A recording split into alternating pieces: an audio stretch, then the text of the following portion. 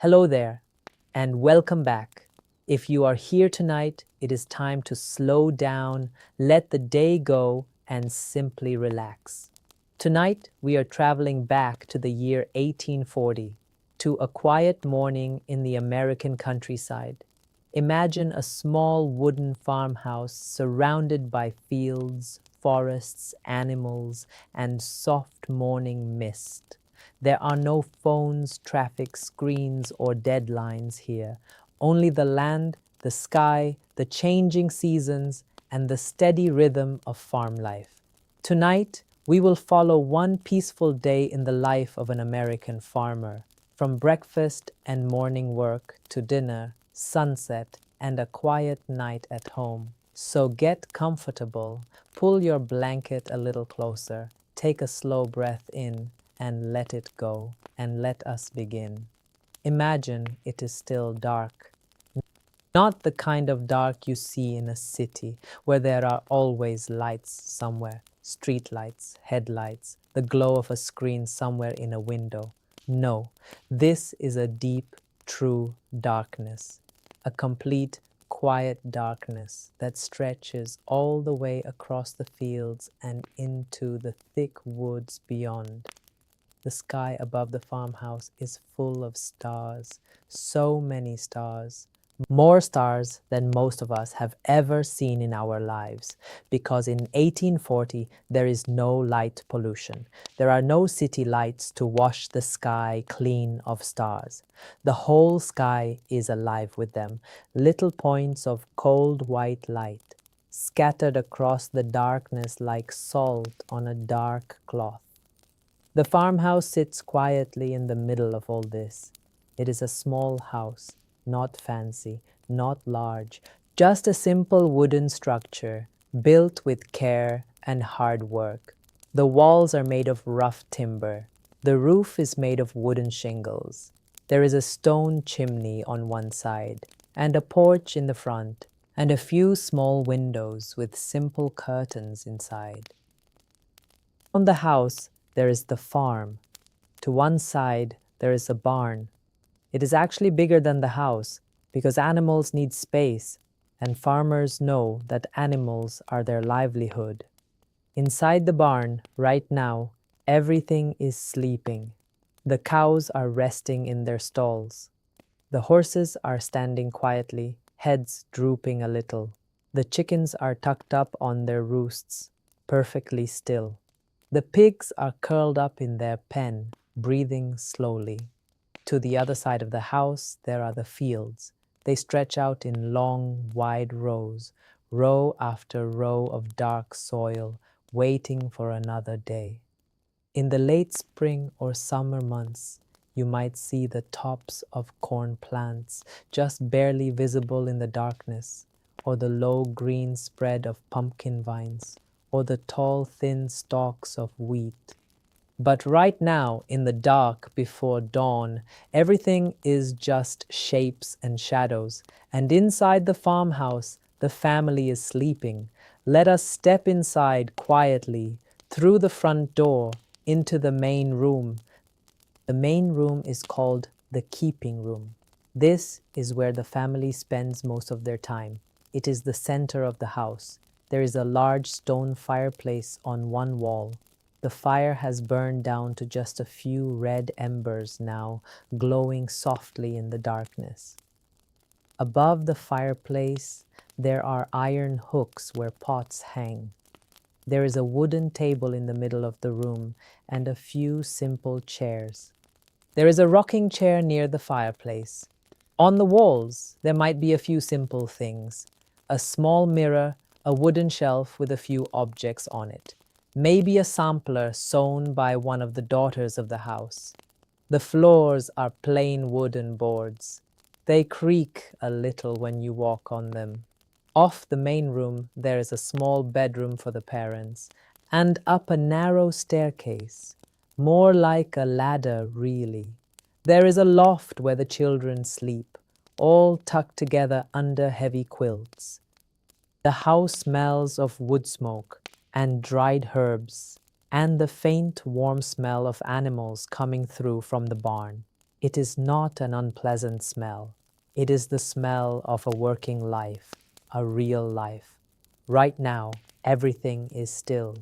The only sound is the slow breathing of the sleeping family and the occasional soft sound of an animal shifting in the barn, and the distant sound of a night bird somewhere in the dark trees. It is around 4 o'clock in the morning, and in about an hour this house is going to come alive, because farmers in 1840 do not sleep in. The land does not wait for anyone. Let us stay here just a little longer in this quiet dark before the day begins. There is something very peaceful about this moment, this last bit of stillness before the work starts. The family does not know what the day will bring exactly. Farming is always like that, full of things you cannot control. The weather, the health of the animals, whether the crops will grow well or not. But right now, none of that matters. Right now, there is just the darkness and the stars and the sleeping house and the soft red glow of the dying fire. Take another slow breath with me, in through the nose and out. Good. Now, let us watch as the day begins. It is just past 4:30 in the morning, and the first person in the farmhouse is starting to stir. It is the farmer's wife. Her name, let us call her Sarah. Sarah is in her early 30s. She has a strong, capable face and kind eyes and hands that are used to hard work. She does not need an alarm clock. She has not needed one in years. Her body simply knows when it is time to get up. After so many years of farm life, her internal clock is set as surely as the sun itself. She sits up slowly in the dark bedroom. She swings her feet over the edge of the bed and sets them on the cold wooden floor. She pulls a wool shawl around her shoulders. She sits there for just a moment, breathing, gathering herself for the day. Then she stands up and moves quietly into the main room. The first thing she does is tend to the fire.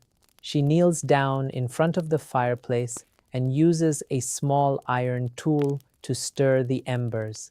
They glow brighter when disturbed. She adds a small handful of dry wood shavings, kindling, and then a few larger pieces of wood. She blows on the embers gently, carefully, and the kindling catches. A small flame appears, then a larger one, and slowly the fire comes back to life. The room begins to warm. The glow from the fire is soft and orange and beautiful, the only light in the whole house. Sarah sets a large iron kettle of water over the fire to heat. Then she lights a tallow candle, a candle made from animal fat, and places it on the table. In 1840, candles are the only light source in most farm homes besides the fire. Candles are precious. You do not waste them. You light them only when you need to. Then she goes to wake her husband. His name is Thomas. He is a big, broad-shouldered man with a weathered face and thick, rough hands. He has been farming this land for over 10 years now. His father farmed land too, and his father's father before him. Farming is not just a job for Thomas. It is everything he knows. It is who he is. Thomas does not complain about the early morning. He never has. He simply gets up, washes his face quickly in a basin of cold water, runs his hand through his hair, and begins to dress. In 1840, farmers do not have many changes of clothes. Thomas has his everyday work clothes, which are simple and practical. And he has his Sunday clothes, which he wears to church and keeps in better condition. For work, he wears thick linen trousers, a loose linen shirt, heavy wool stockings, and sturdy leather boots. Over his shirt, he might wear a simple vest. He does not worry too much about how he looks. He worries about how warm and practical his clothing is. Now the older children begin to stir too. The sounds of the house changing, the creak of the floor, the crackle of the growing fire, the sound of water being poured, all of it filters up through the loft and slowly pulls the children out of sleep. The oldest boy, let us call him James. He is 12 years old. He rubs his eyes, pulls on his clothes, and comes carefully down the loft ladder. He knows what needs to be done first. He has been helping with morning chores since he was 7 years old. The next child, a girl named Margaret, she is 9. She gets up too, quieter, wrapping herself in a shawl, coming to help her mother in the kitchen.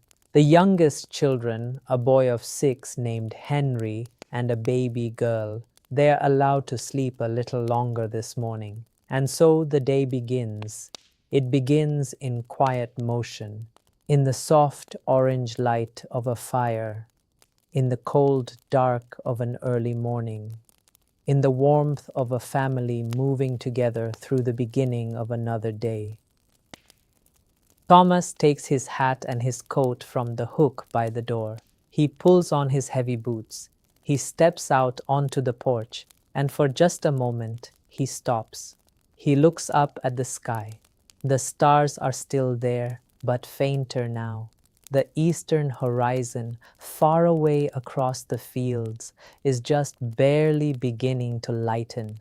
Not dawn yet, just the very first faint suggestion of it. A dark blue lightning, ever so slightly in one direction. Thomas watches it for a moment. He checks the air, because a farmer pays attention to the air.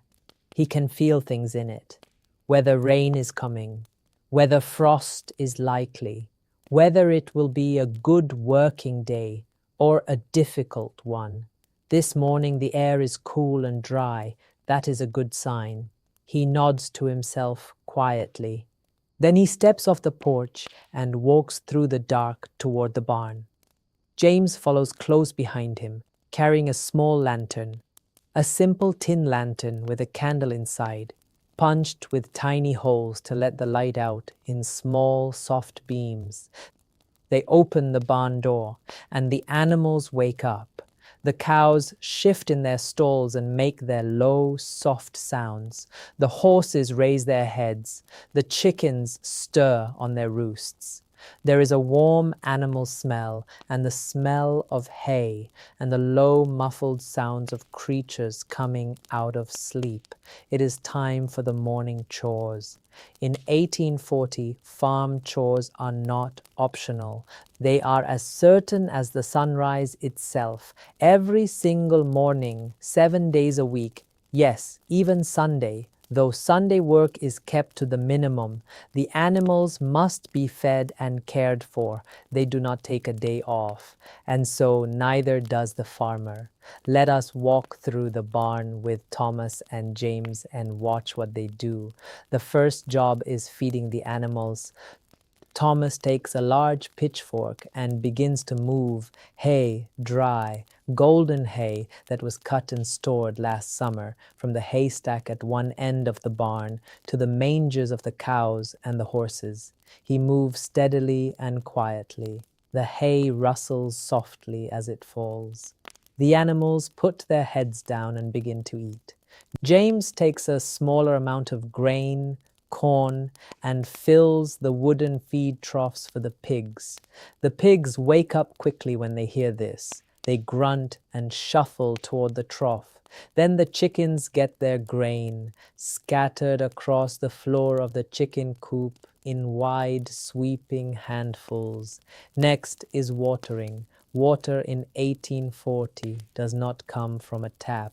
It comes from a well, a deep stone-lined hole in the earth, dug by hand where underground water collects. Thomas uses a long wooden bucket on a rope to lower into the well and bring up clean cold water. He hauls it up and carries it, bucket after bucket, to the water troughs for the animals. Then there is milking. The cows need to be milked every single morning. If you do not milk a cow in the morning, she becomes uncomfortable and eventually her milk supply can be damaged. So milking is one of the most important and most regular chores on the farm. Thomas sits on a small wooden stool beside the first cow. He places a clean wooden bucket underneath her. He begins to milk using a slow, steady rhythm, a rhythm he has done so many thousands of times that his hands do it almost without thinking. The milk comes down in warm streams, hissing and foaming into the bucket. James does the same with the second cow. They work in comfortable silence. There is something very peaceful about this. The low warmth of the barn, the smell of hay and animals, the soft sounds of chewing and the rhythmic sound of milk hitting the bucket, the gentle creak of the barn walls in the morning breeze outside. Outside, slowly, the sky is beginning to lighten.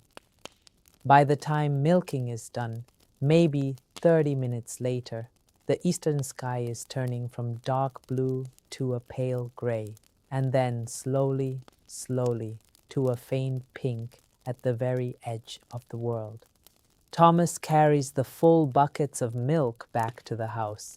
Some of it will be used fresh for drinking, for cooking. Some of it will be set aside to separate so that the cream rises to the top and can be skimmed off. Some of the cream will be made into butter. Some of the remaining milk, the skim milk, will be given back to the pigs or used in cooking. Nothing is wasted on a farm, not a drop of milk, not a piece of food, not a handful of grain, not a worn-out piece of cloth. Everything has a use. Back inside the house, Sarah has been busy too. While Thomas and James were in the barn, Sarah and Margaret have been preparing breakfast. And breakfast on a farm in 1840 is not a quick bowl of cereal. It is a real meal. A substantial, filling, warming meal, because the people eating it have already done an hour of hard physical work, and they have another 10 or 12 hours of hard physical work ahead of them. Let us step into the kitchen, or rather into the main room of the farmhouse where all the cooking happens, and see what Sarah is making. The fire is burning well now. The room is warm and golden with the light of it. The tallow candle on the table adds a little more light, though by now the pale gray of early morning is starting to come in through the windows. Sarah is making cornmeal porridge. Cornmeal, dried corn that has been ground into a coarse powder, is one of the most basic and most important foods in 1840 America. It is cheap, it is filling, it stores well, and it is versatile. You can make many different things from it. This morning, Sarah stirs the cornmeal into a pot of hot water hanging over the fire. She stirs it slowly and steadily. The porridge thickens. It smells warm and earthy and good. She is also frying slices of salted pork. Salt pork is pork that has been preserved in salt because they have no refrigerator, and salt is how you keep meat from going bad. The pork sizzles in the iron skillet. The smell of it fills the room, rich, salty, smoky. Margaret is cutting thick slices from a large round loaf of bread that Sarah baked 2 days ago. The bread is dense and a little rough. It is made from rye flour or a mix of rye and cornmeal because wheat flour is more expensive and not always available. But it is good, solid bread. It fills you up.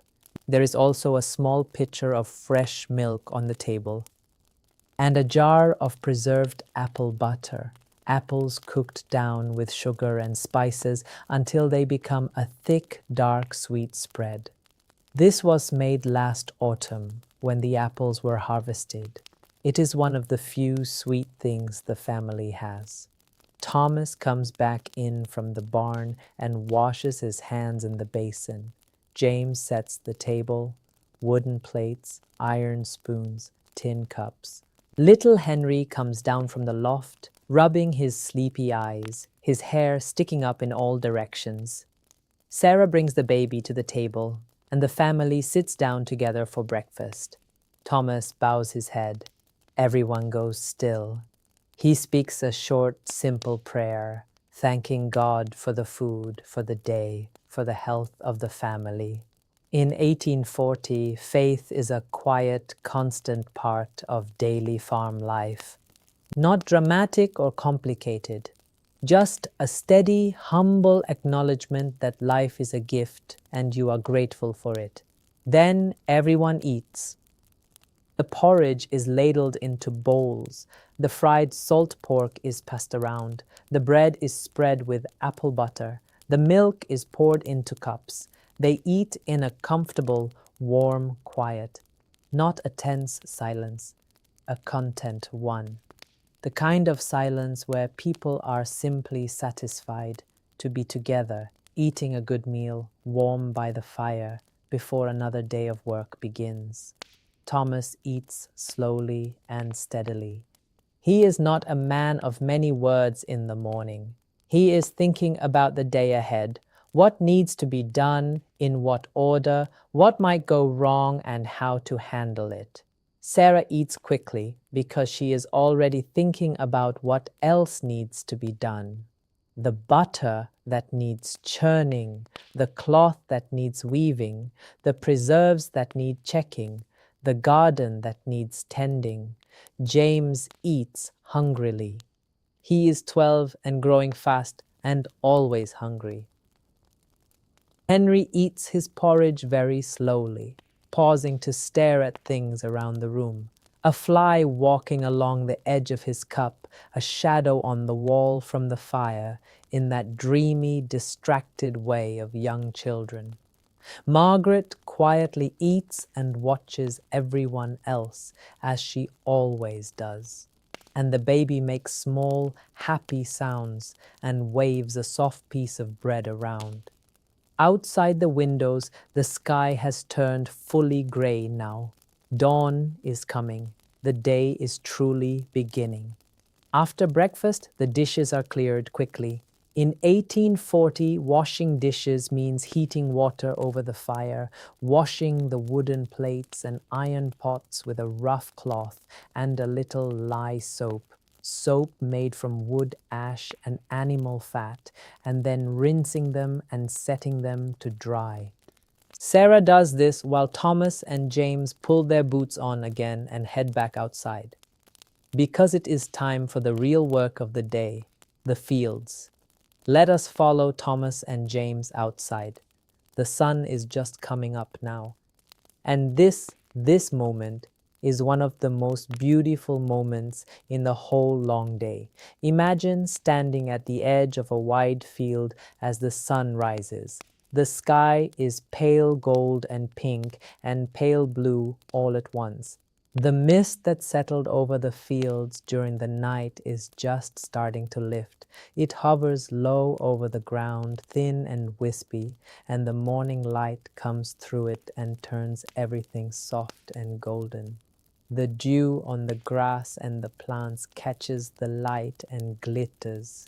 The air is cool and clean and smells of earth and growing things.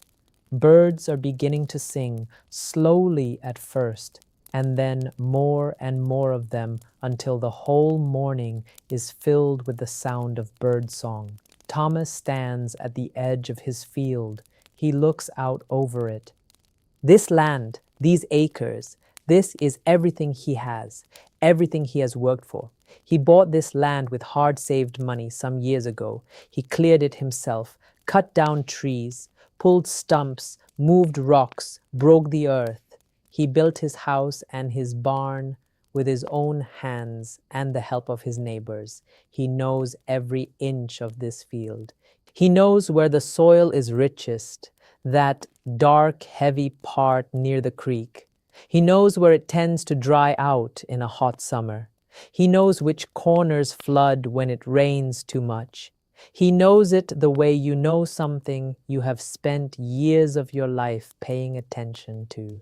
He takes off his hat just for a moment, then he puts it back on and he goes to work.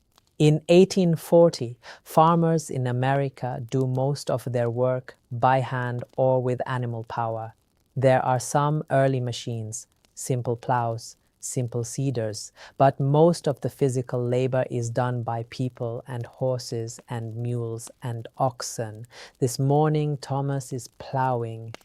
It is spring, let us say it is May, and a section of the field needs to be turned over and prepared for planting.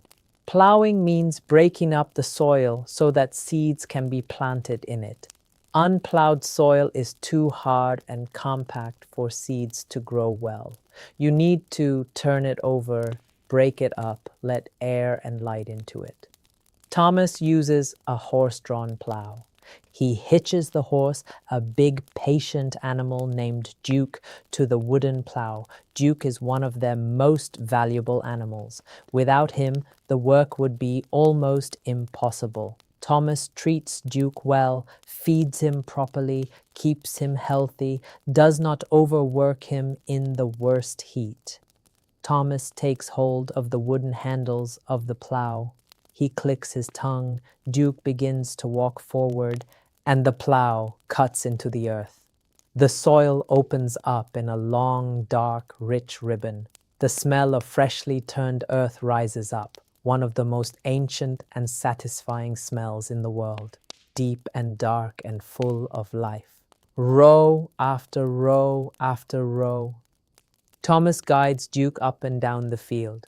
It is steady, slow, rhythmic work, not exciting, not dramatic, just patient, persistent effort, one row, then another, then another. The sun climbs slowly in the sky. The morning mist burns away. The birds sing. Thomas sweats inside his shirt. His hands grip the handles of the plow. His boots sink slightly into the soft, turned earth with each step. Row after row after row. James is not plowing today. He has other jobs. He is mending the fence along the western edge of the field. Fences in 1840 are important for keeping animals in and wild things out. The most common type of fence is called a split rail fence. Long pieces of wood split from logs stacked in a zigzag pattern. After a winter, some sections always need fixing. A rail that has rotted, a post that has shifted, a section that has been knocked over by a fallen branch. James works steadily down the fence line. He is strong for his age. Years of farm work have made him capable and sure-handed. He lifts the heavy rails back into place. He drives posts more firmly into the ground with a heavy wooden mallet. He works without complaint. He has grown up with this work. It is normal to him. He does not dream of doing anything different.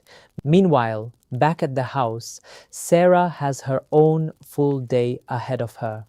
People sometimes forget when they think of farming that the work inside the house was just as important, just as hard, and just as constant as the work in the fields. Sarah is not resting while Thomas plows. She is never resting. After the dishes, she begins churning butter. Butter making starts with the cream that has been skimmed from yesterday's milk. Sarah pours the cream into the churn, a tall wooden container with a long stick called a dasher that goes up and down through a hole in the lid. She begins to move the dasher up and down, up and down, up and down, over and over and over again. The cream sloshes around inside. For a long time, it just seems like cream, but eventually, After many, many minutes of steady churning, something changes. The cream begins to thicken, small yellow lumps begin to form, and then slowly those small lumps come together into a soft, pale yellow solid, butter. Sarah takes the butter out of the churn, rinses it with cold water to wash away the remaining liquid, the buttermilk, and then she works it with her hands and a wooden paddle, pressing out the last of the liquid, adding a small amount of salt to help preserve it. Then she presses it into a wooden mold, a simple rectangular shape, and sets it in the cool of the cellar. The cellar is a small underground room beneath the house, dug into the earth. Because it is underground, it stays cool even in summer. This is where the family stores their perishable foods: milk, butter, cheese, eggs, vegetables from the garden. It is their refrigerator, in a way. Not as cold, not as reliable, but it helps keep things fresh longer. The buttermilk left over from the churning is not wasted. Sarah saves it for baking, buttermilk biscuits, buttermilk cornbread, nothing wasted, nothing wasted. After the butter, Sarah checks on the garden. The kitchen garden is right next to the house, a fenced area where the family grows vegetables for eating. In 1840, this garden is not a luxury, it is survival. If the garden does not produce, the family does not eat well. Sarah grows many things here: beans, peas, cabbage, turnips, carrots, onions, potatoes. Potatoes are very important. Filling, easy to grow, easy to store. Squash, pumpkins, herbs, mint, thyme, sage, chamomile, for flavoring food and for making simple medicines. This morning, she kneels in the dirt and checks the plants. She pulls up weeds. Weeds compete with the vegetables for water and nutrients, so they must be pulled out regularly. She checks for insects. Certain bugs can destroy a crop very quickly, and you have to catch them early. She finds a few caterpillars on the cabbage plants and picks them off carefully. She loosens the soil around the bean plants with a small hand tool. Little Henry is with her, following her around the garden, asking questions in his small, earnest voice. Why does the weed have to come out? What is this bug? Can he eat that? Sarah answers him patiently, kindly, as she works. She is teaching him too, without calling it teaching. Just showing him how things grow, what to look for, how to care for a garden. By the time Henry is James's age, he will know all of this himself. The morning passes this way, steady, quiet, full of work. And outside in the field, the long dark ribbons of turned earth multiply as Thomas moves steadily back and forth across the land. The sun is high now. The morning mist is long gone. The sky is a clear, pale blue, the kind of blue that seems to go on forever. The birds that sang so loudly at dawn have quieted down in the heat of midday. Only a few cicadas are humming in the grass. It is around noon, and on a farm in 1840, noon means the midday meal. This is actually the biggest meal of the day. Not dinner in the evening, the midday meal, because the people on a farm need fuel in the middle of the day, when they are still in the middle of their hardest work. They cannot wait until evening. So the noon meal is substantial. It is meant to carry them through the long afternoon. Thomas comes in from the field. He is tired, a real physical tiredness. His back aches from the hours of guiding the plow. His hands are calloused and rough and a little dirty. His shirt is damp with sweat. He washes up at the basin outside the kitchen door, cool water on his face and hands, and comes inside. James comes in right behind him. Sarah has been cooking. The midday meal today is a stew. In 1840, stew is one of the most common and practical ways to cook a meal on a farm.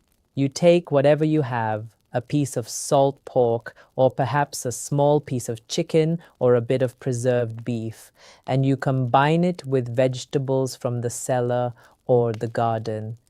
Add water and let it simmer over the fire for a long time. The result is a thick, warming, filling pot of stew that can feed everyone. Today's stew has salt pork, potatoes, onions, and some dried beans that were soaked overnight and are now soft and tender. It is plain food, but it is good food. It is warm and filling and smells wonderful in the cool dim of the farmhouse. There is also cornbread today, made in a square iron pan, baked over the fire. Cornbread in 1840 is dense and slightly crumbly and not very sweet, but with a piece of butter and a little honey, because they keep bees, many farms do, it is very good. The family gathers at the table. Thomas says grace again, short, quiet, sincere. Then they eat. Thomas eats with steady focus. He is hungry and the food is good. He does not talk much. He is conserving his energy. But slowly, as the meal goes on and he relaxes a little, he begins to talk. He tells Sarah about the plowing, how much he has done, how much is left, how the soil is looking. She listens and asks questions. She understands farming as well as he does. They make decisions together, she and Thomas, about the farm. She is not just the cook and the housekeeper. She is a full partner in this enterprise. James tells them about the fence, which sections he fixed, which ones need more work. Henry talks about the caterpillars he saw in the garden. Margaret is quiet, as she usually is, but she is listening to everything. It is a simple table, simple food, simple conversation, but there is something deeply, fundamentally right about it. A family together in the middle of a working day, sharing food they grew and made themselves, in a house they built themselves, on land they tend with their own hands. After the meal, the dishes are cleaned. And then something happens that might surprise you. Thomas rests. Yes, he does. After the noon meal, many farmers in 1840 take a short rest period, maybe 30 minutes, sometimes an hour. This is not laziness. This is wisdom. The body needs to digest. The heat of midday makes hard physical work more dangerous. And a short rest in the middle of the day means the farmer can work effectively through the long afternoon without burning out completely. Thomas sits in the wooden rocking chair near the fireplace. He leans his head back. He closes his eyes. Within a few minutes, his breathing has slowed. He is asleep. Just a light, brief sleep, but real sleep. James sits on the porch steps and sharpens a tool, a hoe blade, using a whetstone. The sound is a soft, rhythmic scraping. He does it slowly and methodically. He does not rush anything. Sarah sits down too, just for a moment, with some mending work. She never truly rests in the middle of the day, but at least she is sitting. She works on a pair of Henry's trousers that need a patch on the knee. Her needle moves in and out with practiced ease. Little Henry has fallen asleep in the corner on a rag rug, curled up like a puppy. Margaret is reading. Books are rare on a farm in 1840, but this family has a few. They have a Bible, always a Bible. And they have one or two other books, perhaps a farmer's almanac, which is a kind of practical guide full of advice about planting and weather and all sorts of useful things. and perhaps a storybook of some kind, a collection of fables or tales. Margaret turns the pages slowly, her lips moving slightly as she reads. The afternoon is very quiet. The house ticks and breathes in the heat of the day. A fly buzzes lazily somewhere. Everything is still. After the rest, the work begins again. Thomas puts his hat back on and goes out to the field. Duke is waiting patiently in the shade of the barn. Thomas gives him a drink of water and some grain, then hitches him back to the plow. The afternoon plowing begins. The sun is still high but starting its slow descent toward the west. The air has warmed up. The earth smells rich and alive where it has been turned. Duke walks steadily. Thomas follows, row after row. This afternoon, there is also something else to do. In one part of the field, Thomas has already plowed and the ground is ready for seeds. So after a while, he unhitches Duke from the plow and rehitches him to a different tool, a simple hand planter or seeder, corn planting. In 1840, corn, maize, is the single most important crop for most American farm families.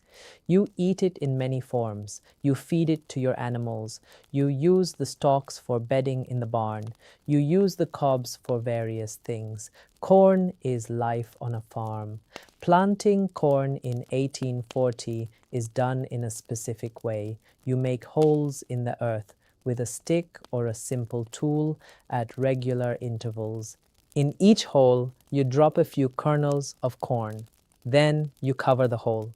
Move on. Make the next hole. Drop a few kernels, cover it, and on down the long row.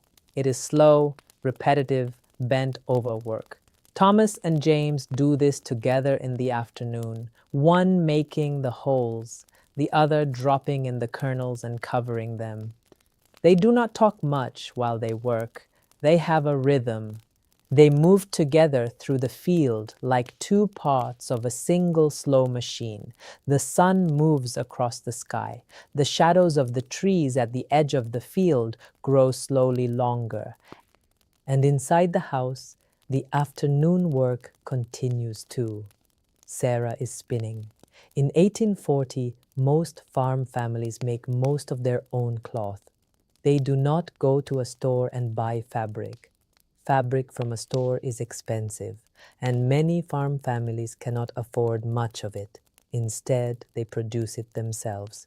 The process starts with raw fiber, wool from the sheep, or flax, which is a plant whose fibers can be spun into linen.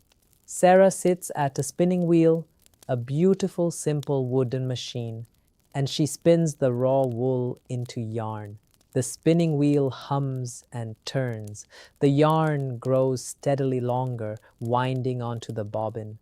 Margaret helps today, carding the wool, which means combing it with a pair of flat paddles with wire teeth to untangle and straighten the fibers before they are spun. It is a repetitive job that a child can do, and Margaret is good at it. The rhythm of the spinning wheel is one of the most soothing sounds in the farmhouse. Hum, hum. It fills the room with a low, steady, peaceful vibration. Sarah spins and thinks. She plans what she will make. Yarn for new stockings for the children who are growing fast and wearing out their old ones. Yarn for a new pair of mittens for Thomas before next winter. Nothing wasted, always planning ahead. There is also the matter of the preserves. In the summer and fall, when the garden produces more than the family can eat fresh, Sarah works to preserve the extra food for the winter. She pickles vegetables in vinegar. She dries herbs and beans and other things by hanging them or spreading them in the sun. She makes fruit preserves, fruit cooked with sugar until it is thick and sweet and can be sealed into glass jars or crocks and stored in the cellar. Right now, in late spring, the preserving season has not really begun yet. That big push comes in late summer and fall. But there are always things to check, always crocs to look at, always something in the cellar to examine and make sure it is still good. Because if the food goes bad, the family goes hungry. That is always the underlying reality of farm life. The work you do today is what keeps the family alive next winter. Not a metaphor, literally true. The afternoon passes. The sun moves slowly, steadily toward the west. The shadows in the field grow long and golden. Thomas has done a lot today. He stands at the edge of the finished section, the plowed, planted section, and looks at it with quiet satisfaction. He can see in his mind's eye what this will look like in a few weeks. Rows of small green shoots pushing up through the dark earth. And in a few months, tall green stalks heavy with ears of corn. He thinks about this. He thinks about it the way a farmer always thinks about the future, on the one with hope, with realism, with a prayer underneath it all, because you do the work, but the rain must come, and the frost must hold off, and the insects must not be too bad, and the wind must not be too strong. You do everything you can, and then you trust. Thomas rubs the back of his neck. He calls to Duke, "Come on, boy," and they walk back toward the barn. The workday in the fields is ending, but the chores are not done yet. The sun is setting now. The sky in the west is a deep, beautiful orange, almost burning, fading up through pink and purple, and then into the first pale gray of the coming night. The fields and the farmhouse and the barn are bathed in this warm, golden evening light. Everything looks soft and quiet and beautiful. This is the time the farmers call chore time. The morning routine must be repeated in the evening. Thomas goes to the barn. James follows. Animals need to be fed and watered again. The cows need to be milked again. The horses need to be checked, their hooves looked at, any small injuries tended to. The same quiet routine as the morning. Hay and grain for the cows and horses, grain for the pigs and the chickens, buckets of water from the well, the steady rhythm of milking. But there is a slightly different feeling to the evening chores. The morning chores are about waking up, about starting, the body not quite warm yet, the mind still clearing. But the evening chores have a different quality. There is tiredness in it, real, bone-deep tiredness, but also something like contentment. The day is almost done. The work is almost finished. There is an ending approaching that the morning does not have. Thomas moves through the barn in the warm amber light of the lantern. The cows breathe and chew their hay. The horse makes a soft sound. Everything settles into its place for the night. Back inside the house, Sarah is making the evening meal. The evening meal, called supper, not dinner, is simpler than the noon meal, lighter, because by evening you are tired and you are going to bed soon, and you do not need a heavy meal. Tonight, supper is a simple porridge made from leftovers of the noon stew, thinned out with a little water and reheated. There is bread with butter and apple butter again. There are boiled eggs from the chickens. There is fresh milk. Sarah ladles the porridge into bowls. Margaret helps set the table. Little Henry is already half asleep, leaning against the wall near the fireplace, his eyes drooping. Thomas and James come in from the barn. More washing of hands, the removal of dirty boots at the door.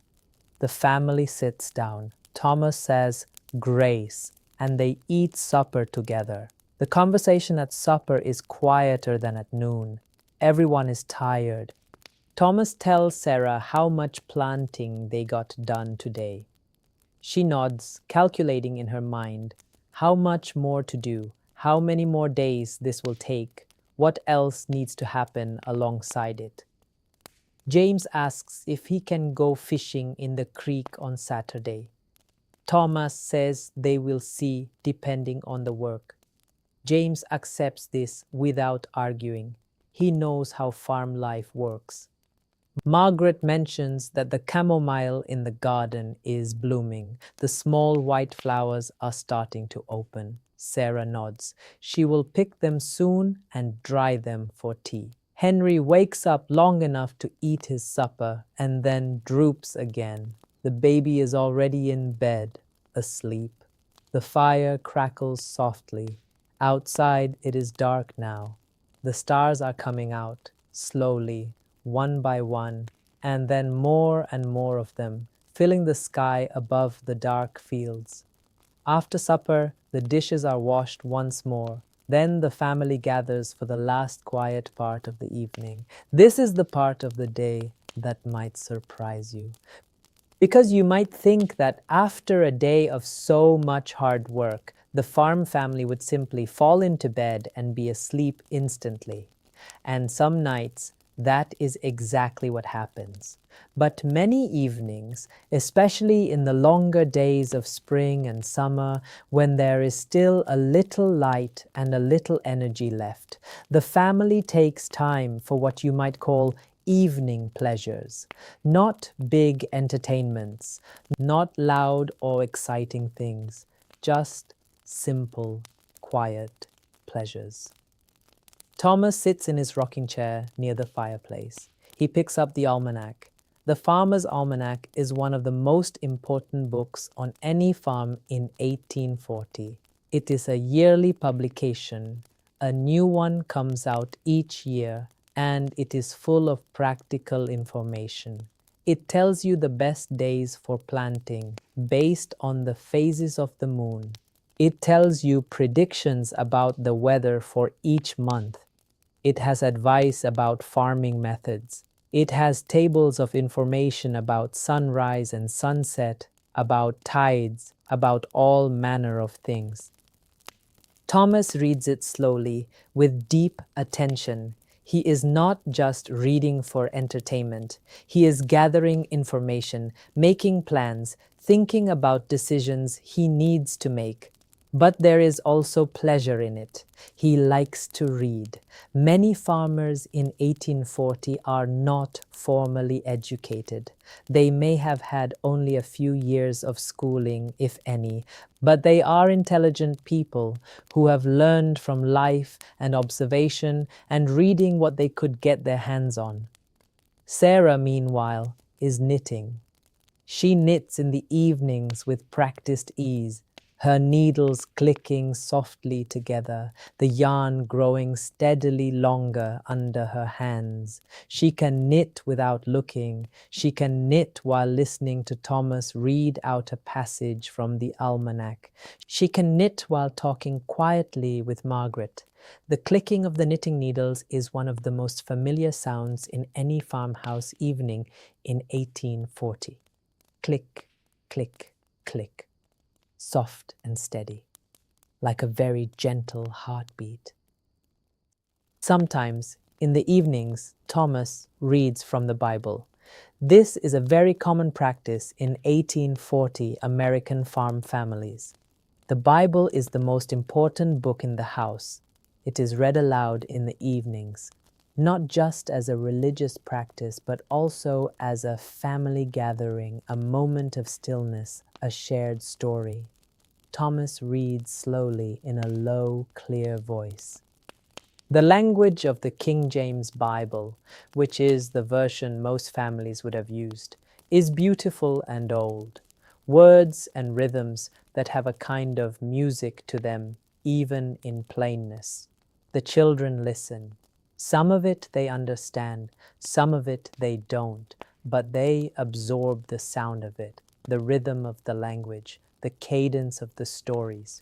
Over years and years of these evening readings, the children will come to know many of the stories by heart without ever consciously studying them. Margaret often asks questions after the reading, quiet, thoughtful questions. Thomas answers as best he can. Sarah adds her own thoughts. These are not academic conversations. They are the conversations of a family trying to understand what life means together in the simplest and most honest way they know how. Later in the evening, sometimes there is music. Not every farm family has an instrument, but many do. Fiddles are common in 1840 America. Simple, portable, relatively inexpensive. A farm family might have a fiddle that has been passed down from father to son for several generations. Thomas plays the fiddle, not brilliantly, not like a musician on a stage, but competently, warmly, with feeling. On some evenings, when the work has been good and the mood is right, he takes the fiddle down from its place on the wall and plays simple tunes, old tunes, folk songs and hymns and dance tunes that he learned as a boy from his own father. The music fills the small room with something that is hard to describe, a kind of warmth, a kind of happiness that has nothing to do with wealth or success, just the pleasure of music in a simple room at the end of a hard day. Sometimes Sarah hums along. Sometimes Margaret knows the words and sings softly. Sometimes even tired little Henry perks up and starts swaying to the rhythm from his spot on the rug. These are the moments that, later in life, the children will remember. Not the hard work, though they will remember that too. But these evenings, the fire, the fiddle, the soft sound of their mother humming, the warmth of being all together in that small room. As the night grows quiet now and the fire burns lower, let us move into another corner of this family's life. Let us think about things beyond just one single day, about the wider world they lived in, the community they were part of, the seasons that shaped their year. No farm family in 1840 lived completely alone. Even in the most remote corners of the American countryside, farms were part of communities. Neighbors might be a mile away, or 2 miles, or 5 but they were there, and they mattered deeply, because in 1840, community was survival. There were things you simply could not do alone. One of the most important examples of this is the barn raising. When a farm family needed a new barn, or when a new family arrived and needed to build one, the neighbors gathered.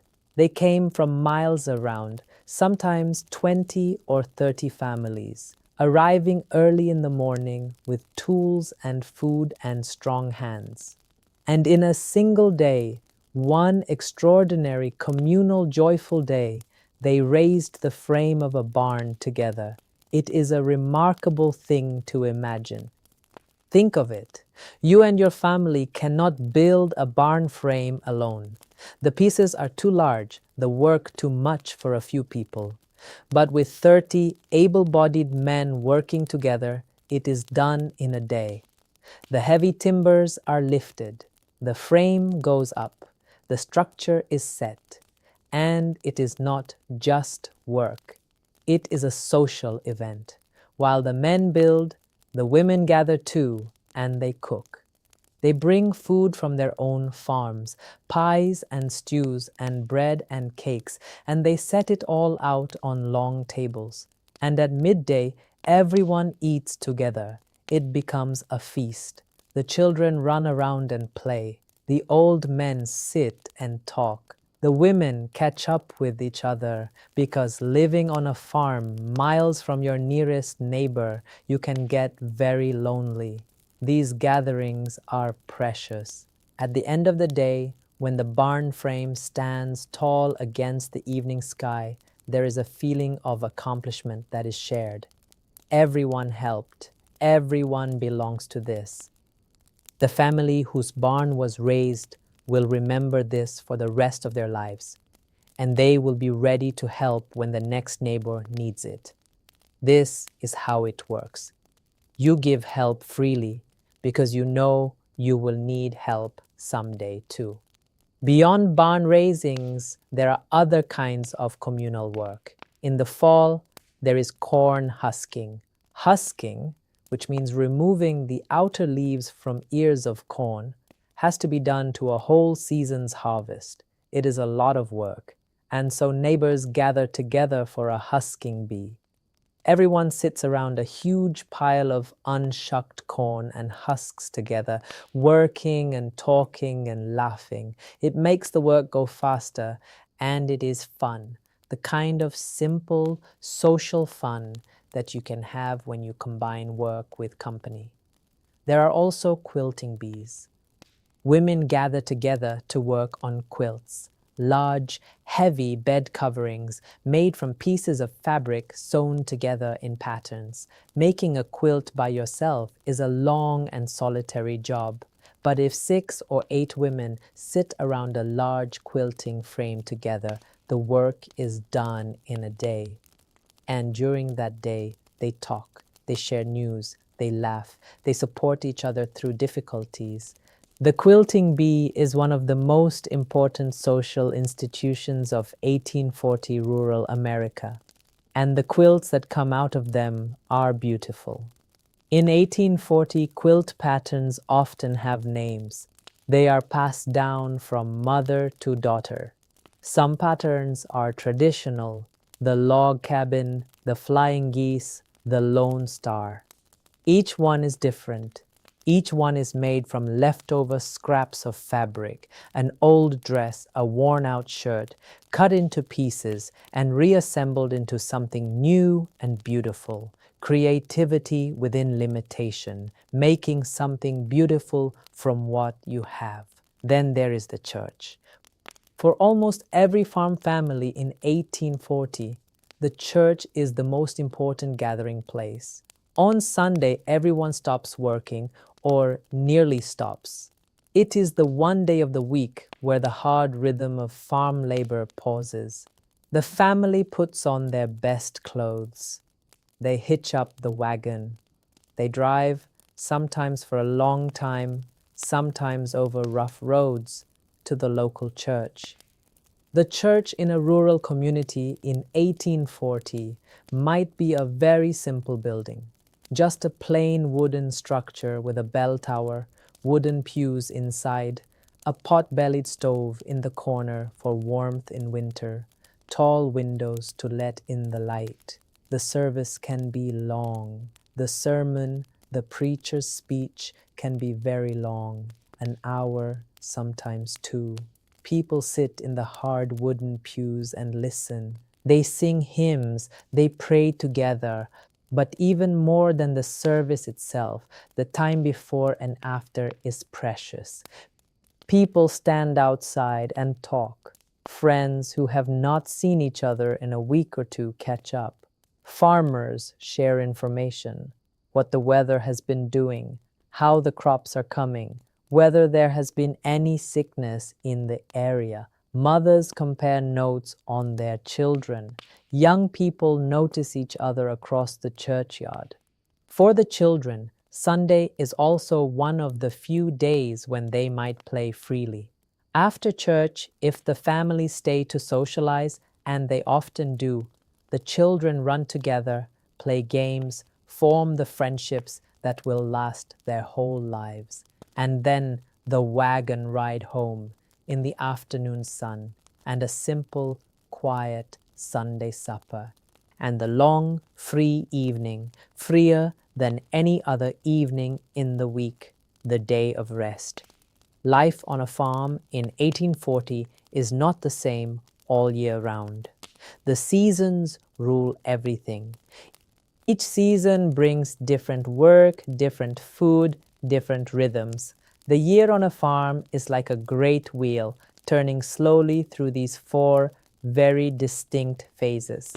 And once you understand the seasons, you understand the whole life.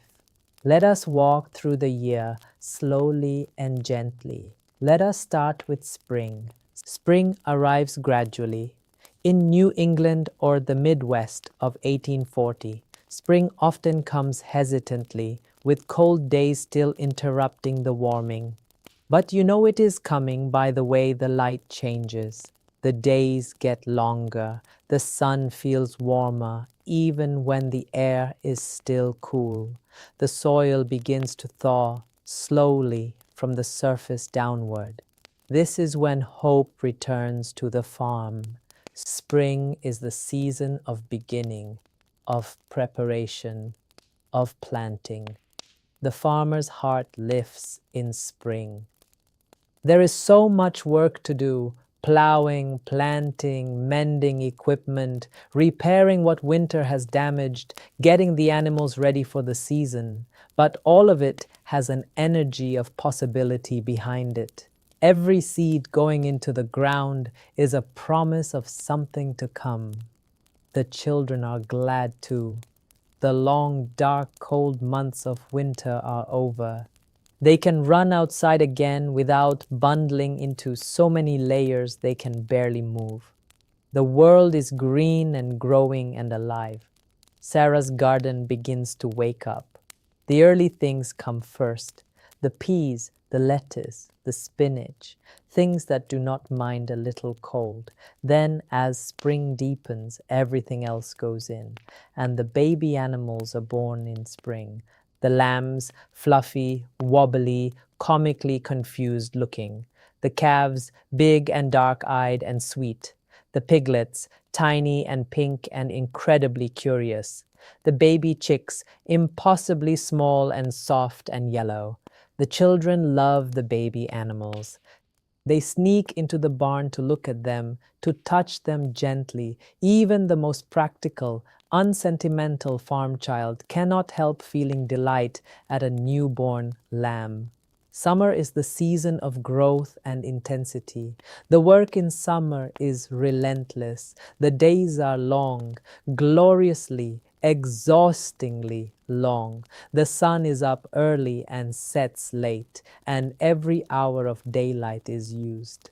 The crops are growing. They need weeding, constant, ongoing weeding. They need watching for insects, for disease, for the signs of too much rain or too little. The garden is at its most productive: beans and squash and cucumbers and tomatoes. Though tomatoes were not yet universally beloved in 1840, and many people still thought them suspicious, all coming in abundance.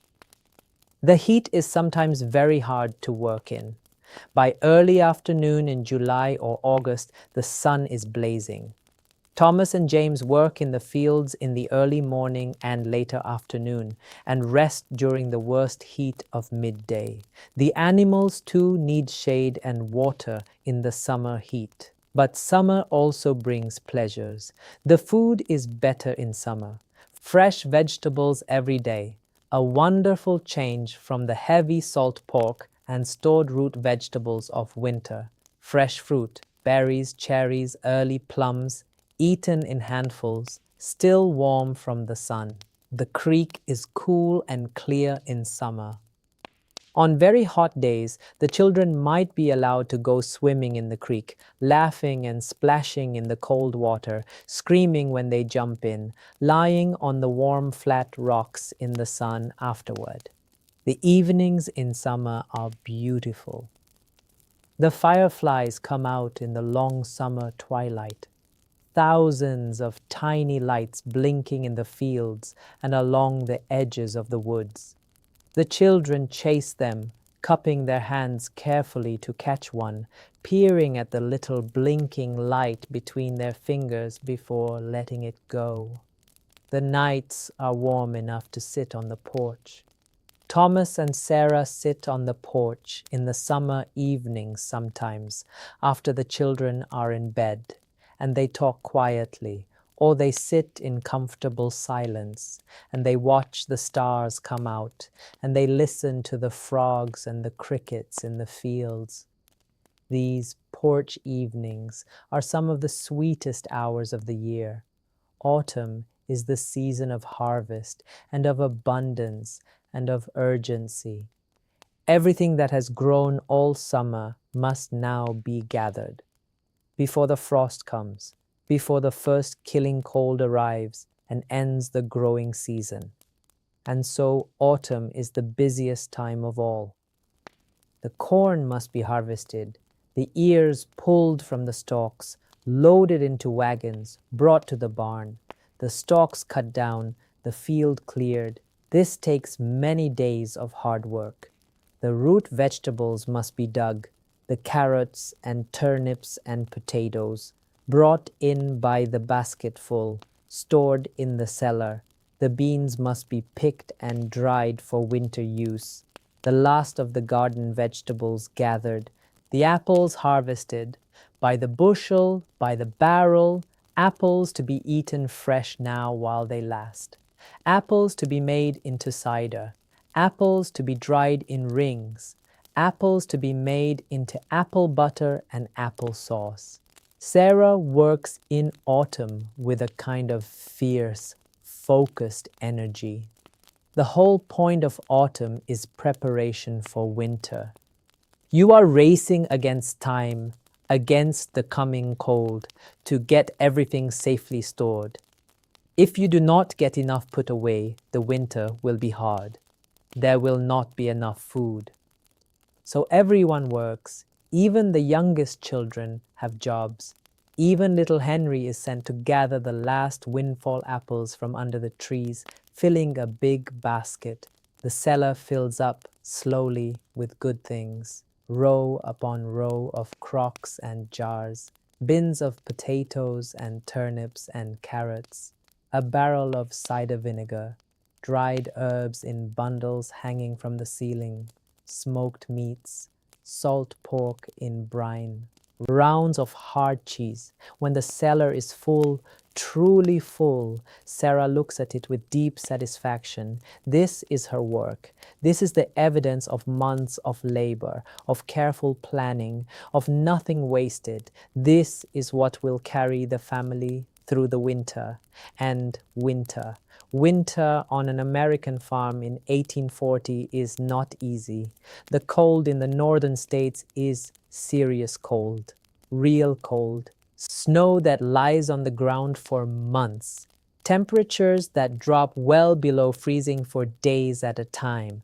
The farm slows down in winter. There is no planting, no harvesting. The garden is empty and buried under snow.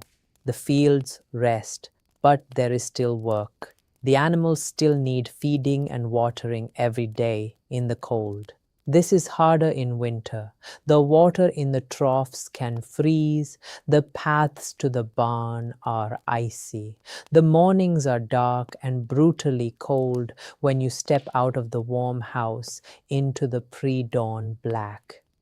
Thomas works in the barn and on the equipment, mending tools, repairing the wagon, sharpening blades, working on the harnesses.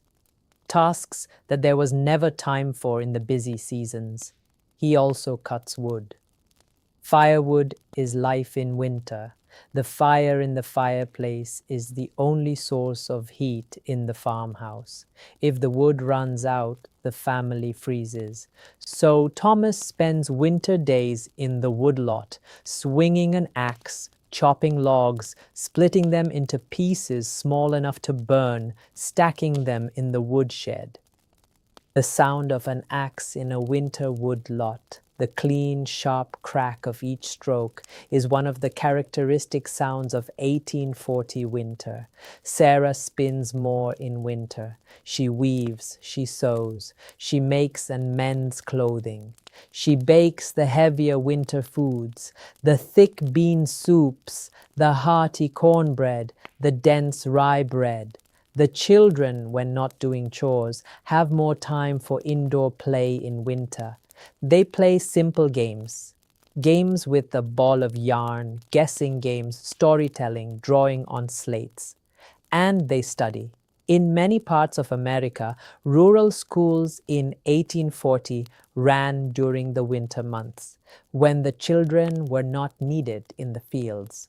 The schoolhouse was often a simple one-room building heated by a single stove, where children of all ages, 5 years old through 15, sat together and learned from one teacher. The subjects were simple: reading, writing, and arithmetic. The books were few: a primer, a speller, a reader. The teacher was often not much older than the oldest students. But the children learned. They learned to read. They learned to write in clear, careful handwriting. They learned to do sums, and what they could not learn in school, they learned at home, from their parents, from the work itself, from the Bible, from the almanac, from watching and listening and doing. As the night deepens, and as we sit here in the warm quiet of this story, let us take one more slow walk through this farm family's life. Let us look at some of the smaller, quieter details that made up their days. Let us talk a little more about food, because food in 1840 is so different from what most of us know today. And it is interesting, not in an exotic or strange way, but in a very human, very relatable way. The farm family in 1840 eats according to what the season offers and what they have stored. In the spring and summer, when the garden is producing, they eat much more variety. Green things, fresh things, peas and beans and lettuces and cucumbers and summer squash. In the winter, they eat from what was stored: dried beans, salted meat, root vegetables from the cellar, cornmeal porridge, rye bread. There is no coffee on most farm tables in 1840 now. Well, some farms might have it, but it is expensive and not always available. Instead, people drink well water, fresh milk, herbal teas, chamomile, mint, sage, and sometimes a small amount of hard cider, which is fermented apple juice. Even children might drink a small amount of watered cider, because clean fresh water was not always guaranteed. The sweeteners available are limited. Sugar, refined white sugar, is expensive and used sparingly. Honey from the bees is more accessible if you keep bees. Maple syrup is used in the northern states. The sap collected from maple trees in the very early spring, before the leaves come out, and boiled down into thick, dark, sweet syrup. On rare occasions, special days, holidays, visitors, Sarah might bake something sweet: a simple apple cake, a gingerbread, dark, spiced, dense, made with molasses, a fruit pie. These sweet baked things are not everyday things. They are special, they are celebrations, and because they are rare, they are appreciated in a way that is hard to fully understand today, when sweet things are available every day and everywhere. Think about what it would mean to have one piece of gingerbread, baked from scratch, from flour you ground, with molasses traded from the store, spiced with ginger and cinnamon from a small and precious supply. How good that gingerbread would smell coming out of the Dutch oven by the fire. How good it would taste, nothing taken for granted, every small pleasure precious. Now let us think about medicine and health, because this is a part of farm life in 1840 that is very different from our world today. In 1840, there are no hospitals in most rural areas. There are doctors, but they are not always nearby, and calling a doctor costs money that not every farm family has. And even when a doctor does come, the medicine available in 1840 is very limited compared to what we have today. So farm families rely heavily on home remedies. Sarah knows many of these. She learned them from her mother, who learned them from her mother before her. They are a mixture of practical knowledge and tradition and folk wisdom. Some of it genuinely effective, some of it probably not. For a cough or a cold, Sarah might make a tea from dried horehound herb, or she might mix up a chest rub made from goose fat and camphor, or she might boil onions in honey and give the resulting syrup by the spoonful. For a cut or wound, she might use a poultice of comfrey leaves, a plant believed to help healing, or she might clean the wound with boiled water and bind it with a clean cloth. For fever, chamomile tea. For stomachache, peppermint tea. For headache, a cool cloth on the forehead and rest in a dark room. These are simple treatments, and many of them actually help, or at least give comfort, which is itself a kind of help. The things Sarah cannot treat, serious injuries, serious illness, are the great dangers of farm life. A child with a bad fever, when you have nothing more powerful than chamomile tea, a deep wound that becomes infected, a broken bone. These things are frightening. Farm families in 1840 lose children more often than we do today. Childhood illness is a real and constant threat. Not unusual, not shocking in the way it would be to us, but not something you ever get used to either. The faith that sustains this family is not separate from this reality. It is grown directly out of it. The knowledge that some things are out of your hands, that you must trust something beyond yourself. Sarah prays for her children's health every day, not as a ritual, as a genuine daily need. But let us return to comfort, because that is where we want to be tonight. The small comforts of farm life are real and genuine. The warmth of the fire on a cold evening, the smell of fresh bread, the sound of rain on the roof when you are already inside and warm, a cup of mint tea before bed, the weight of a heavy quilt, clean water, cold from the well on a hot summer day, the sight of a field you planted, now growing row upon row of green, the sound of a fiddle in the evening. These are small things. But in a life where nothing is taken for granted, small things become great things. Let us take a moment to think about the things around this family, not in an abstract museum exhibit way, but in a warm, appreciative way, because the things they had, their tools, their clothing, their furniture, all of it was made by hand, either by them or by someone they knew nearby. There were no factories producing the things they used, or very few. This was a handmade world. Sarah's kitchen has an iron skillet, a Dutch oven, several iron pots, a wooden spoon, a ladle, a knife, a cutting board, a stone mortar and pestle for grinding herbs and spices. These tools are heavy, strong, simple, and nearly indestructible. The iron pot that Sarah cooks in might have been used by her mother.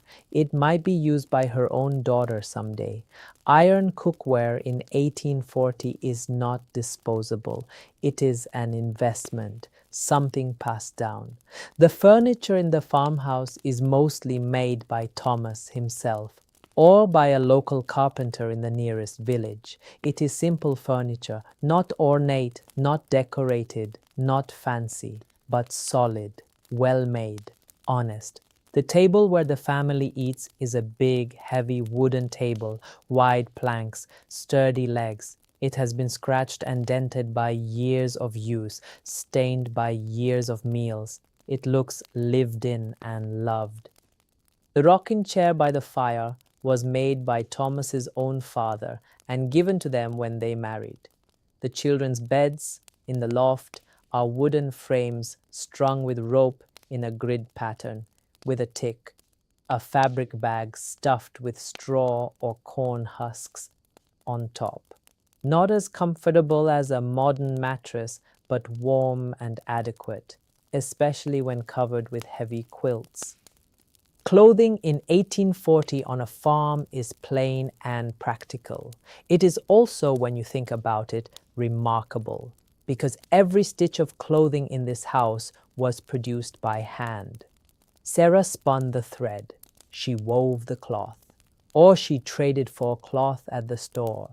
She cut the patterns, she sewed the garments by hand, every seam, every hem, every button, sewn with needle and thread, by hand. A single shirt takes many hours to make. A dress takes even longer. Thomas has 2 pairs of trousers. He has 3 shirts. He has a good coat for Sundays and a worn working coat for the rest of the week. He has 1 pair of good boots and 1 pair of work boots. Sarah has 2 everyday dresses and a Sunday dress. She wears a linen apron over her dress every day to protect the dress while she works. Her hair is always covered when she is working by a simple linen cap. On Sundays, she wears a nicer bonnet. The children's clothing is simple, often made from the same fabrics as the adults, just smaller. Younger children sometimes wear gender-neutral clothing, simple gowns, regardless of whether they are boys or girls, for practical reasons. When clothing wears out, it is not thrown away. It is patched, and when patching is no longer possible, it is cut up for rags, useful for cleaning, for stuffing, for quilts. The rags go into the rag bag, and when there are enough, they are woven into a rag rug, those cheerful braided rugs that lie on the floor of the farmhouse, made from strips of worn-out fabric. You might see pieces of a worn-out dress in the rug on the keeping room floor. Nothing wasted. Let us spend a little time with the children, because children in 1840 have a different childhood from what most of us know today. Not worse, not better, just different. In many ways, their life is harder. They work from an early age. James, at 12, has been doing real physically demanding farm work for years. He does not have the long, protected childhood that children in many places today experience. He knows how to harness a horse, milk a cow, plow a field, chop wood, mend a fence. He knows where food comes from, not as an abstraction, but in the most direct possible way, because he has grown it and harvested it himself. He has responsibilities, and with responsibility comes a kind of maturity, a seriousness, a capability that might surprise you. But he is also still a child. He loves to fish in the creek on Saturday afternoons.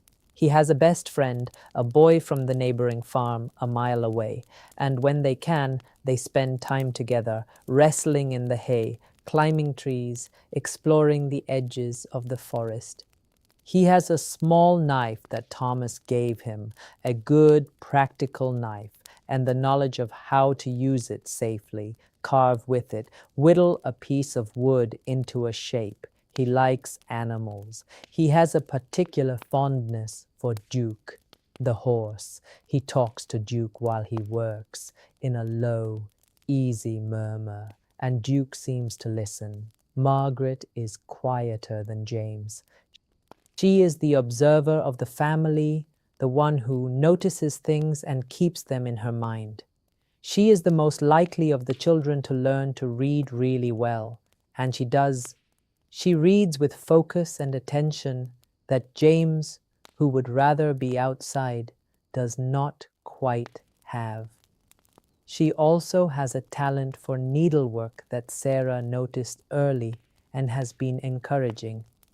Margaret can do fine embroidery, tiny, careful stitches that make small pictures or patterns on fabric. This is not just decorative. In 1840, fine needlework is a skill that is valued and admired. A girl who can embroider well is seen as accomplished. Margaret also helps Sarah enormously. She is the unofficial second in command of the household. When Sarah is very busy, Margaret knows how to take over simple tasks: stir the porridge, watch the baby, start the water boiling. At 9 years old, she is already beginning to understand the whole management of a household. She will be very capable, this girl. Little Henry at 6 is at that delightful, complicated age where he is old enough to be curious about everything, but still young enough to be wonderfully unguarded about it. He asks questions constantly. Why does the cow need to be milked? Why does bread rise? Why is the sky blue? Why does wood burn? Why do birds fly south? Why? Thomas and Sarah answer patiently. They believe in answering children's questions honestly and simply. They do not shush him or tell him not to ask. Henry is supposed to be helping. He has simple jobs like gathering eggs from the hen house each morning or carrying water to the garden. But he sometimes gets distracted by something along the way.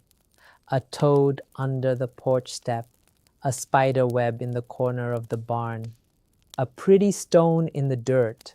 Sarah sometimes has to call him twice or 3 times, but she does it with a smile. The baby, let us call her little Ruth, is not yet old enough for chores or questions or adventures. She spends her days in the farmhouse, in a wooden cradle that Thomas made, or in Sarah's arms, or rolling around on a rag rug on the floor. The whole family adores her. James, who pretends to be very grown-up and serious, cannot resist making faces at Ruth to make her laugh. And she does laugh. Big, uninhibited, whole-body baby laughs that fill the room and make everyone smile. She is the youngest and the most beloved and the most thoroughly indulged member of the household. The childhood these children have is simple. They do not have many toys. A wooden doll for Margaret, carved by Thomas. A set of wooden blocks. A ball made from leather stuffed with wool. A wooden hoop that you roll along with a stick. But they have freedom in a way. Wide open spaces, long summer days, a creek to explore, a barn to play in on rainy days, animals to befriend, a sky full of stars at night. They grow up knowing that the land sustains them, that the rain and the sun and the seasons are not abstract things but living realities, that a cow is not just an animal but a source of milk that becomes butter and cheese, that a seed put in the ground with care becomes food. This is a kind of knowledge that very few people in the modern world carry. A direct, physical, daily understanding of where life comes from. We have spoken about the church and about Thomas reading the Bible in the evenings, but faith in this family is not just a Sunday thing or a reading by the fire thing. It runs through everything. It is the invisible thread that holds the whole fabric together. When Thomas stands at the edge of his newly planted field and feels that mixture of hope and uncertainty, the recognition that he has done his part, but that much is beyond his control, that feeling connects directly to faith. You plant the seed, you cannot make it grow. Something else does that, something beyond you. When Sarah watches her children sleep in the evening, the precious, soft sight of sleeping children, she feels both deep love and deep vulnerability. They are so dear to her. And she knows, because she has seen it in other families, how quickly they can be lost. This vulnerability too connects directly to faith. You love them and you hold them carefully, and you also hold them loosely because they are not ultimately yours to keep. This is not a sad thought. It is a wise thought. It is the thought of someone who has made peace with the nature of things. The values that this family lives by are simple. Work hard, do not waste. Help your neighbors, be honest, be grateful, care for the land because the land cares for you. Keep your word, love your family. These values are not written down anywhere in the farmhouse. They do not need to be. They are lived every day in every action. The children learn them not by being taught, but by watching. They watch Thomas keep a promise to a neighbor even when it is inconvenient for him. They watch Sarah take a pot of stew to a family down the road when the mother is sick, even when the family's own supplies are not abundant. They watch Thomas treat Duke the horse with care and respect, not because someone told him to, but because he believes that the animals in his care deserve it. They absorb all of this. And when they grow up and have their own farms, their own families, they will live by these same values in the same quiet, unspoken way. There is also a deep contentment in this family, not happiness in the sense of constant pleasure or excitement, but contentment, a deep, settled satisfaction with the life they have, a knowledge that this life is good, that it is real and meaningful and worth living fully. Thomas does not wish he were someone else. He does not lie awake at night wishing he lived in a city or had a different kind of work or could afford different things. He knows who he is. He knows what his life is for. He knows where he stands in the world. This kind of contentment is rare and precious. It is something that comes not from having everything you want, but from deeply wanting what you have. We have come now to the end of the day. The children have been put to bed. One by one, Sarah has herded them through the evening washing, a quick wipe of face and hands, a change into their nightgowns, and up the narrow stairs to the loft.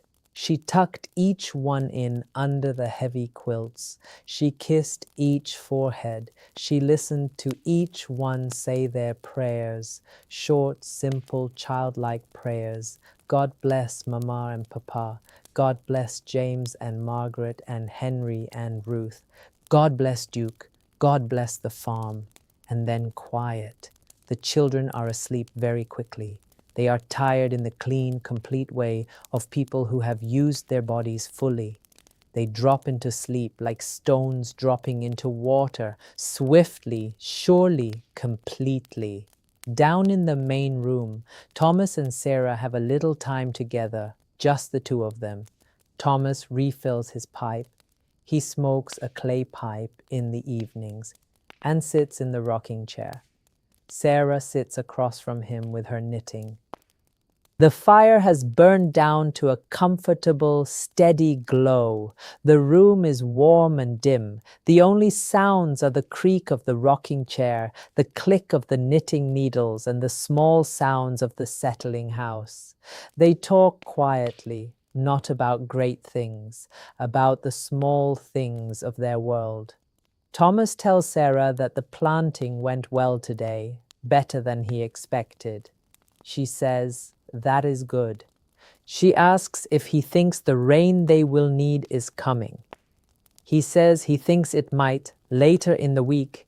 He has seen some signs of it. She says she will pray for it.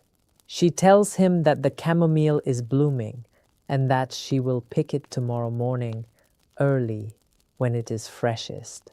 He nods. Good. She mentions that she thinks James is growing too fast for his trousers again, and she will need to let out the hems soon. Thomas smiles at this. Yes, the boy is shooting up like a cornstalk. These conversations are small, but they are the conversations of a life built together. Two people who know each other completely, who have worked side by side through every season, who have worried together and celebrated together and prayed together, whose lives are so woven together that it is hard to say where one ends and the other begins. This is what love looks like in 1840. Not grand gestures, not dramatic declarations. This, sitting together in the firelight, talking about the chamomile and the rain and the boys' trousers, and feeling underneath all of it the deep, quiet certainty of each other. After a while, Thomas knocks the ash from his pipe. He sets it on the mantelpiece. He yawns, a real, full, satisfying yawn. He tells Sarah he is going to bed. She says she will come soon. She just wants to finish this row. He banks the fire for the night, adds one large piece of wood, arranges things so the fire will burn down slowly and safely, so there will still be coals in the morning to start it up again with. He blows out the candle. He goes to the bedroom door. He pauses. He looks back at Sarah sitting in the soft red glow of the fireplace, her needles clicking quietly, her face calm and peaceful in the warm light. He does not say anything, but there is something in his look, something like gratitude, something like love that is too deep and too steady for words, and then he goes in. Sarah finishes her row of knitting. She sets the needles down. She sits for just a moment in the quiet. She looks around the room, at the dying fire, at the cleaned and tidied table, at the sleeping house around her, at the windows where the darkness outside is lit by stars. She takes a slow breath.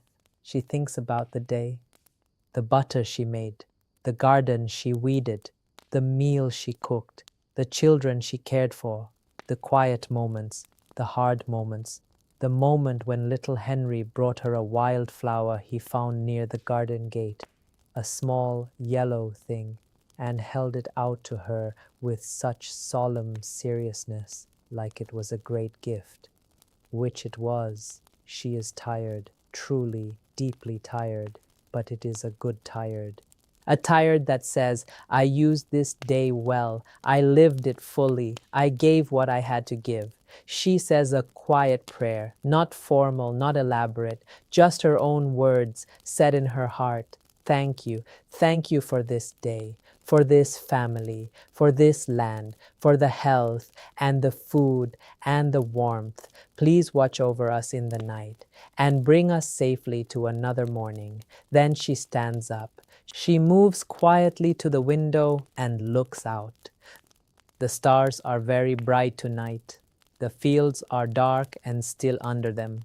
The barn is a quiet shape in the darkness. Duke is in there, resting. The cows are resting. The chickens are tucked up. The pigs are sleeping. Everything is in its place. Everything is as it should be. She turns away from the window. She goes to check on the children one more time, creeping quietly up to the loft, listening to their breathing. Yes, all safe, all sleeping. Then she comes back down. She goes into the bedroom. She lies down beside Thomas in the darkness, and within minutes, she too is asleep. The farmhouse is completely quiet now. The fire glows its last soft red glow. Outside, the night is full of its own sounds. The crickets singing, the frogs down by the creek, the occasional call of an owl somewhere in the dark woods. These sounds are not disturbing. They are the sounds of the night going about its business, the way it always has, the way it always will. The stars move slowly across the sky, as they always do, as they always have, in their ancient unhurried paths. And in the small wooden farmhouse in the middle of the fields, the family sleeps. Thomas and Sarah, James and Margaret and Henry and little Ruth. They sleep the deep, real, untroubled sleep of people who have worked hard and lived fully and loved well. Tomorrow the sun will rise again. Tomorrow the cows will need milking. The fields will need tending. The fire will need building. The bread will need making. But that is tomorrow. Tonight there is only the stillness, only the stars, only the slow, gentle sound of breathing in the dark. We have spent a long, quiet time with this family tonight. We have walked through their fields in the early morning. We have sat by their fire. We have watched their children play and work and grow. We have seen the butter made and the corn planted and the evening come and the stars appear. Now, as our story ends, I hope you feel something of what they felt at the end of their day. That kind of deep, settling peace that comes when you have lived a day fully, when you have been present for it, not rushing through it, not distracted from it, but truly in it. The farmer in 1840 did not have much. By our standards, his life was hard and his comforts were few. But he had something that is very easy to lose in a world that moves too fast. He had the simple daily experience of real life, of soil in his hands, of food he grew himself, of a family he loved, of a sky full of stars over a quiet field, of knowing exactly who he was and where he stood in the world. There is something we can carry from his story into our lives even now. The reminder to slow down, to notice the small things, to be grateful for what is right in front of us, to rest when rest is needed, to find the richness in simplicity. And so now, as the fire burns down in that old farmhouse, as the stars wheel slowly over the dark fields, as the family sleeps their deep and peaceful sleep, we say good night to them. Good night to Thomas, with his weathered hands and his steady heart. Good night to Sarah, with her quiet strength and her unending care. Good night to James, growing fast, strong and capable, and still, underneath it all, a boy who loves his horse and the cool water of the creek. Good night to Margaret, the quiet observer, the careful stitcher, the reader. Good night to little Henry and his endless questions and his wildflower gift. Good night to little Ruth, who laughs her whole body laugh and fills the room with light. Good night to the farm, to the fields, dark and sleeping now, full of the seeds of tomorrow. To the barn, warm and quiet with its sleeping animals. To the kitchen garden, dewy and still. To the well with its cold, clean water, to the woodpile and the cellar and the spinning wheel and the rocking chair, to all of it. And now, a gentle good night to you, wherever you are tonight, whatever your day was like, whatever you worried about, whatever you worked hard at, whatever you laughed or felt or wondered about, all of that is done now. You have done enough today.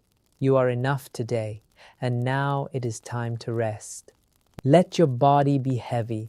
Let your mind grow quiet. Let your breath slow down like the easy, steady breathing of a family asleep in a farmhouse on a star-filled night in 1840.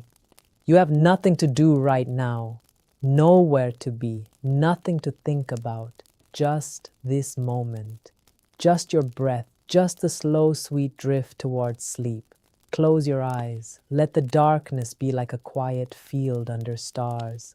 Let sleep come the way it always does, gently, steadily, inevitably, like the slow turning of seasons, like the dawn that comes after every long night, like the spring that comes after every winter. Soft and sure, patient and kind, good night. Sleep well.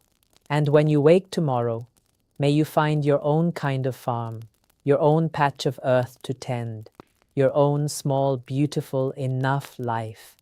Good night.